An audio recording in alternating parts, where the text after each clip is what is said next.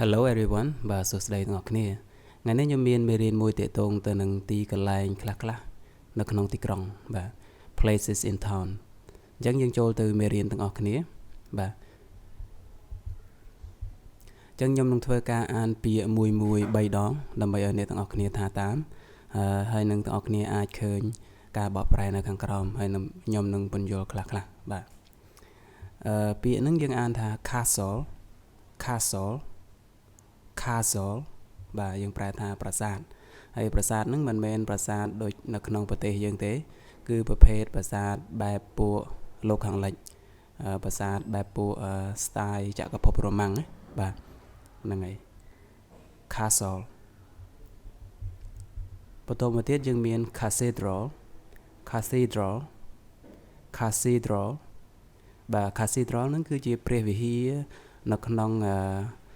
គ្រិស្តសាសនានិកាយកាតូលិកបាទអញ្ចឹងអ្នកទាំងអស់គ្នាដែលកាន់ខាងគ្រិស្តសាសនាប្រហែលជាស្គាល់ច្បាស់ហើយបាទ cathedral បាទវិហារហ្នឹងគឺធំបាទប្រភេទវិហារធំជាង church បាទ cathedral ហើយ church បាទ church ហ្នឹងគឺជាព្រះវិហារនៅក្នុងគ្រិស្តសាសនាដែរបាទ church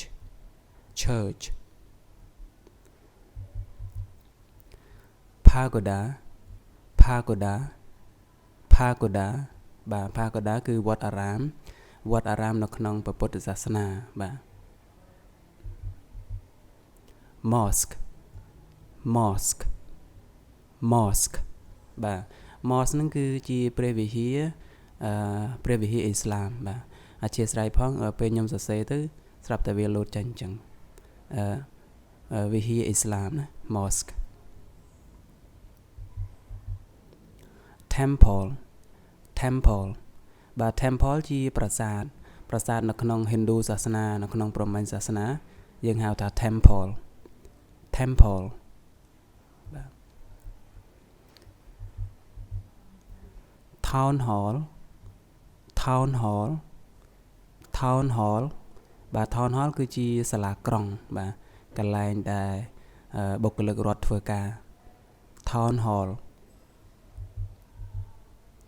ចំណែកពាក្យនេះយើងអានថា palace បាទគឺព្រះរាជវាំងព្រះបរមរាជវាំងបាទពាក្យនេះយើងអានថា statue បាទយើងប្រែថារូបបដិមាឬក៏បដិមាករបាទ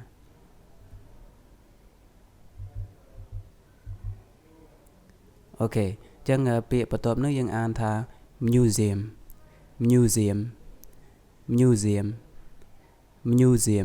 បាទយើងបកប្រែថាសារមន្ទីរបាទកន្លែងដាក់តាំងវត្ថុបុរាណអញ្ចឹងទៅមួយទៀតគឺ market បាទកន្លែងដែលយើងទិញអី market បាទគឺផ្សារបាទផ្សារធម្មតាទាំងអស់គ្នាចំណែក shopping center គឺជាប្រភេទផ្សារធំយើងហៅថាមជ្ឈមណ្ឌលទិញទំនិញបាទ shopping center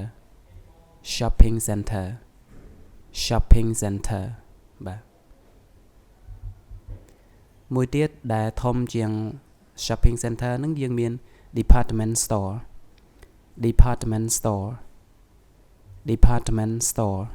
បាទនេះគឺជាផ្សារធំមែនទែនធំជាង shopping center ទៀតហើយបើនិយាយពីអគារមួយអញ្ចឹង 4-5 ជាន់គឺផ្សារហ្នឹងទាំងអស់មានលក់អ្វីក៏មានដែរនៅកន្លែង department store ហ្នឹង park បាទ park យើងប្រែថាសួនកន្លែងយើងអង្គុយលេងកន្លែងយើងហាត់ប្រាណនៅក្នុងទីក្រុងយើងហៅថា park បន្តមកទៀតយើងមាន gym អូខេ gym ហ្នឹងគឺកន្លែងហាត់ប្រាណបាទកន្លែងគេលើកដុំដែកឬក៏ហាត់ប្រាណនិយាយទៅកន្លែងហាត់ប្រាណ gym បងប្អូនគ្នាស្គាល់ហើយណាបាទ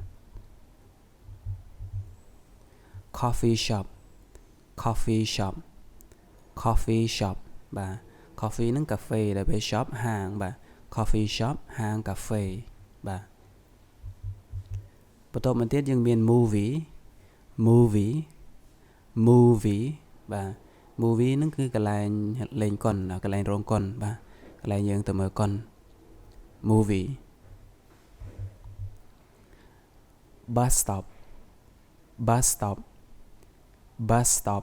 បាទ bus ហ្នឹងឡានក្រុងដល់ពេល stop ហ្នឹងចំណតបាទចំណតឡានក្រុង bus stop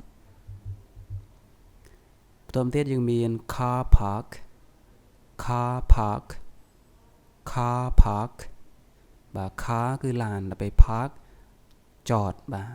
ចំណតអញ្ចឹងទៅយើងប្រែថាចំណតឡាន park ហ្នឹងយើងប្រែថាសួនផងយើងប្រែថាចំណតផងបាទ car park ចំណតឡាន hotel hotel hotel បាទយើងប្រែថាសណ្ឋាគារ restaurant restaurant restaurant ភោជនីយដ្ឋាន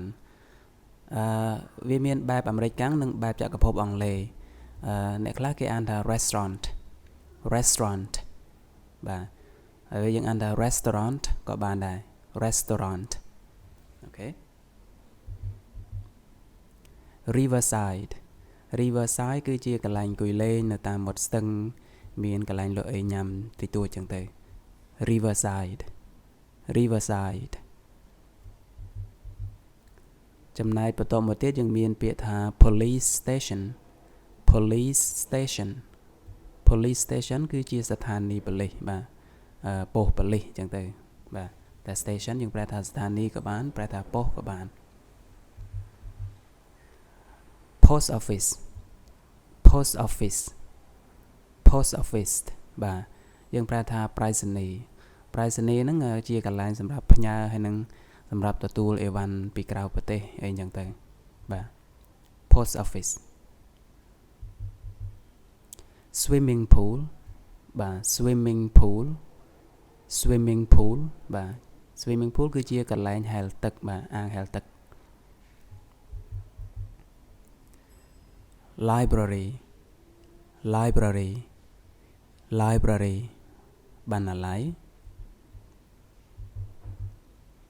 school school school សាលារៀន hospital hospital hospital មន្ទីរពេទ្យ sport center sport center sport center មជ្ឈមណ្ឌលកីឡាកន្លែងលេងកីឡា traffic lights traffic lights traffic lights ភ្លើងស្តុប bank bank bank ធនាគារ fire station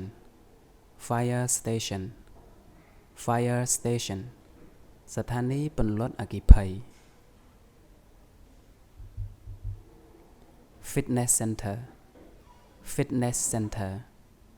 fitness center មជ្ឈមណ្ឌលហាត់ប្រាណអញ្ចឹង fitness center ហ្នឹងវាធំជាង gym យើងអានថា gym ក៏បានប៉ុន្តែ fitness center ភាគច្រើនវាធំទូលាយជាង gas station gas station gas station ស្ថានីយ៍ចាក់ប្រេងស្ថានីយ៍ប្រេងឥន្ធនៈស្ថានីយ៍ប្រេងសាំងហ្នឹងទៅបាទកន្លែងយើងចាក់សាំងណា car wash car wash car wash បាទ car ប្រែថាឡានដល់ពេល wash ប្រែថាលាងបាទកន្លែងលាងឡាន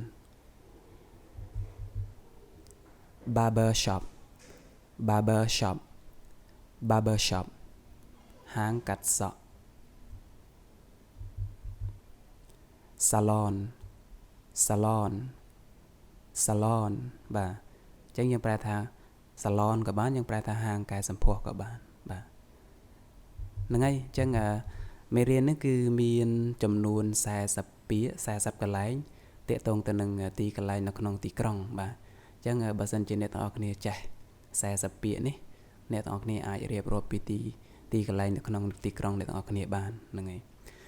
អរគុណច្រើនទាំងអស់គ្នាសម្រាប់ការទស្សនាតាំងពីដើមរហូតដល់ចប់ ចែករំលែកវីដេអូបើសិនជាអ្នកទាំងអស់គ្នាចូលចិត្តហើយកុំភ្លេច Subscribe សម្រាប់អ្នកថ្មីបាទជួបគ្នានៅមេរៀនក្រោយបាយបាយ